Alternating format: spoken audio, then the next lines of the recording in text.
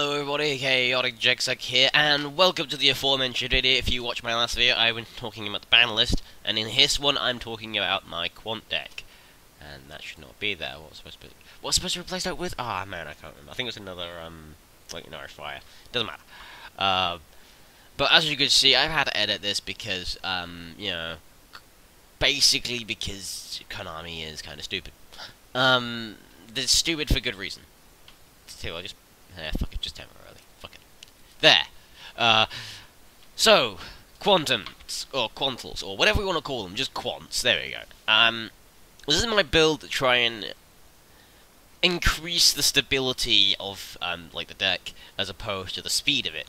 So, it's sort of trying to match out the consistency, like, for a longer game. Because as much as some people might say, oh, but you bring up Magnus first, you try and bring up Magnus first turn to do such and such.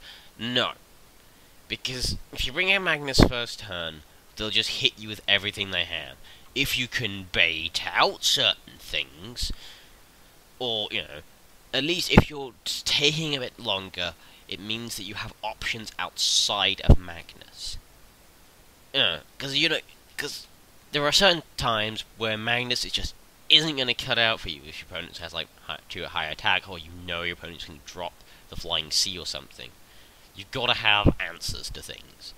But that is sort of my realization, sort of experience of playing Quants for a while. You've got to have answers to things. It's all well and good trying to make Magnus first turn, but if Magnus gets kaiju'd, you're fucked. Like, super done. Get it? 'Cause no. Anyway. So, the build is quite simple. So you obviously have your three red, 3 green, 3 blue. I know why blue's there. A Mathe, because, oh, I could just send anything. I can send either those two from deck to grave and get their effect off. And then if he gets pulled by battle, I just draw a card. 1 Ghost Ogre and Snow Rabbit in main, because, oh, if I'm not taking the first turn, I can still do stuff. And moreover, it's the fact that it's a Psychic and a Tune, which means you could go in other extra deck options as well, like, obviously, other synchros and stuff. Another thing is 3 Fairy Alphen, because it's just too easy. 1 Soul Charge, because you just bring back a whole, sort of like your answer to everything. Is, oh, Soul Charge, like, as much as possible. 1 Reasoning, because, like, 4, 3, 5, 1, yeah. It's like there's what, like, 1, 2, 3, 4 different levels to choose from. So, sort of, they've got a 1 in 4 chance of calling it right, as opposed to some decks which is a 1 in 1.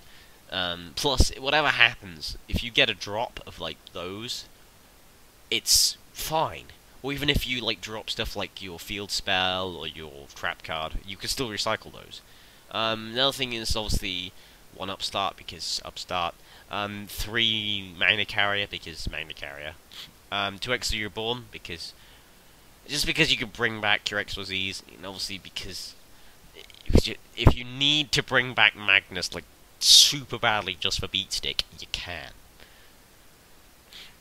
3 Magna Slayer, because Magna Slayer. It's a Quant card. If you run 3, you stand a good chance of being able to get 2 of them at once and be able to OTK with Magnus. It's just, oh, attack 3 times, plus I do piercing, plus I'm like 4,000 under attack, so, you know, screw you. 2 Solemn Strike, I think that's kind of obvious to why, just to stop some of the big monsters from being able to, like, kill me. 1 Warning, because Warning's slightly better than Strike, because you obviously can neg certain things.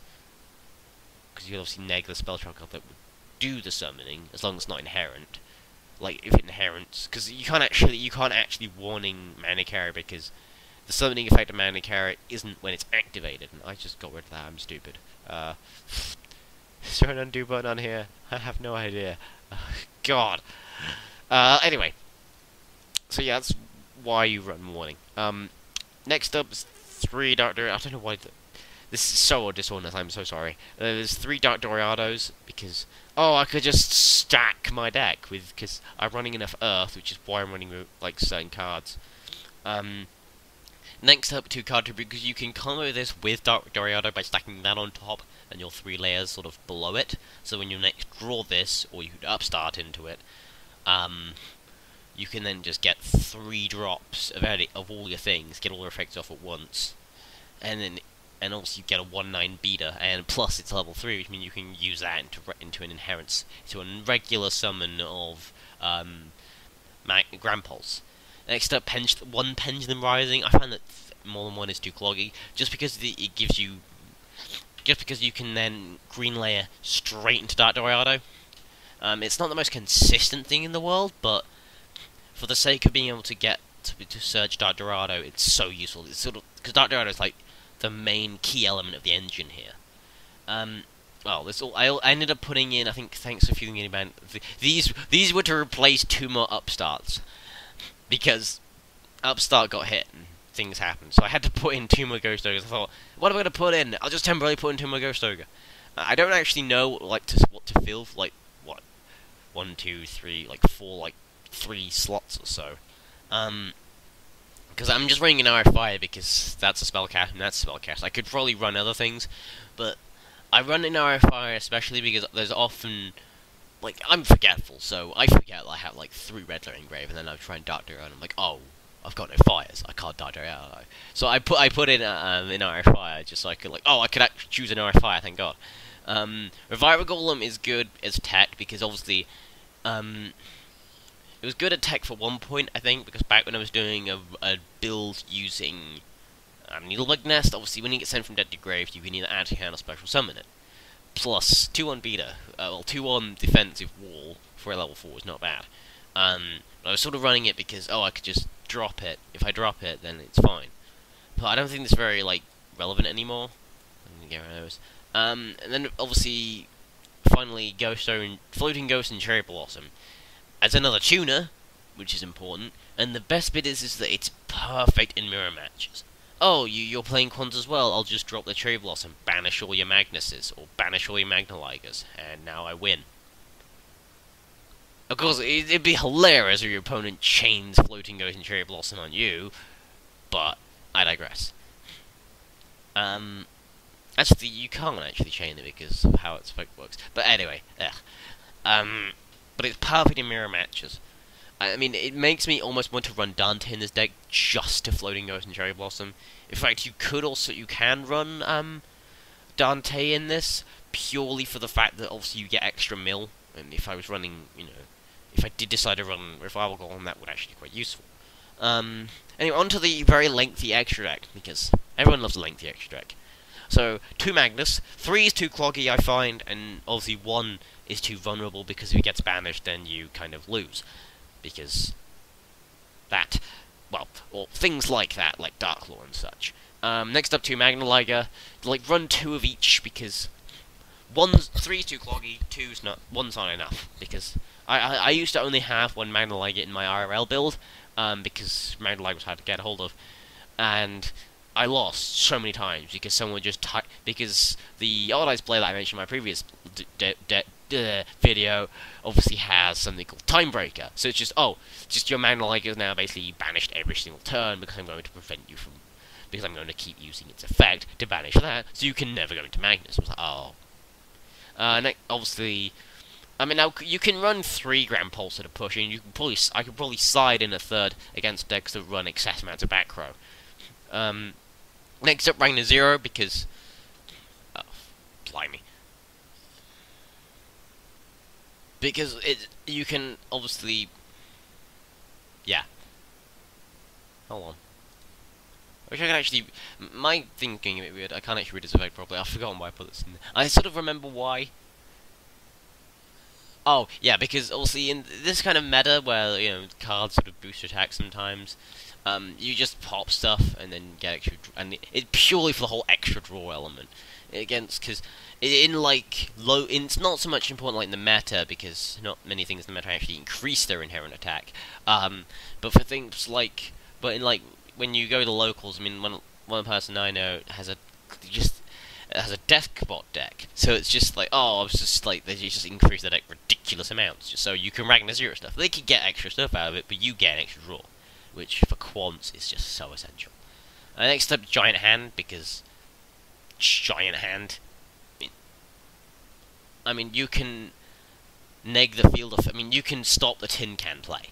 You can stop Tin Can, which is arguably the reason why I put it in there, because, oh, you're playing Cosmos and you summon Tin Can in a Giant Hand. No. You've got, because it's one of those few answers to Tin Can. Because you've got to stop Tin Can, because otherwise they'll just float for days. Next up, Fortune Tune. I put Fortune Tune here, literally, with the sole intention of trolling. Because it's just so easy to bring out in, Quants, because you just spam blue layers and stuff. Plus, you just keep in defense, you keep getting life points. And when it goes, you just recycle stuff. You just recycle 2 level 3s back in your deck again, which, again, is the whole reason with Ghost Ogre again, because I just recycle my Ghost Ogres. And then you could just go into it again, and just keep doing it. I mean, obviously, the opponent could banish it, but, I mean, there's very few times, unless your opponent's running Darkle, which Darkle's being run less and less these days, especially in the meta. It's just so beautiful to just go, lol. You gonna do anything? You gonna pop it? Ah, okay, just detach one. And oh, even if you get rid of it, I'm just gonna recycle stuff. And then, oh, thanks for helping, letting me recycle 2 Ghost Ogres. That means I can pop more of your stuff. Yeah. Next up is just Giga Brilliant, because another stupid thing, another like troll thing, just because I wanted to be able to give Magnus a little extra attack, because I don't think the whole all monster opponent you control coming against you, I don't think it actually affects them. It just gives them, and I don't know. But at the very least, you can sort of you can boost like your other cards, like, sorry. It just gives everything a boost, and sometimes like there are times when you need a boost. I don't know why this is in here. I'm just putting it in there for trolls. Similarly with Leviathan, I think the reason why I put those 3 in purely is because of how easy it is to make rank 3s, because you could just blue layer. You just blue everywhere. And that's why I do it. Any questions? Good, let's move on. So that is the deck build. It's a little bit worse for wear at the moment, because I need to find slots for things. But if you know what I should put in, and don't say stupid stuff like Brilliant Fusion, because I will kill someone if another person says, Brilliant Fusion Engine, it doesn't work, it's not, it doesn't, it's just no. But if anyone has any good ideas what to put in this deck, you know, for the sake of, like, just to make it more troll, like rogue troll, let me know in a comment. I'll get to you eventually, when I've, in between figuring out what next stupid deck to make. And I'll see you guys in the next video. Don't forget to like, favorite, and subscribe. Jexaks signing off. See you guys in the next one.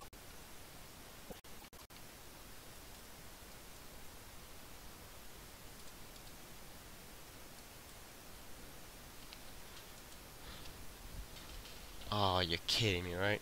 I put it under there because I'm stupid.